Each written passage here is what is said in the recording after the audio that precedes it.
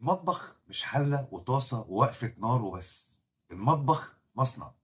الريسبي زي خط الإنتاج، واللحمة اللي بتخش في الشاورما قبل ما ندخلها في الساندوتش بتفصصها وتفصلها واحدة واحدة، زي الترزي كده لما بيجيله حتة قماش ويشيل الزيادات ويقص ويخيط عشان في الآخر يطلع معاه قميص حلو.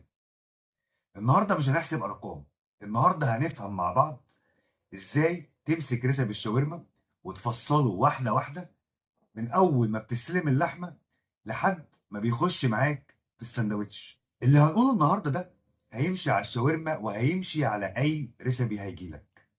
التكاليف مش ارقام، مش ارقام بتحطها وخلاص. التكاليف فهم الاول، تفهم الريسبي بتاعك.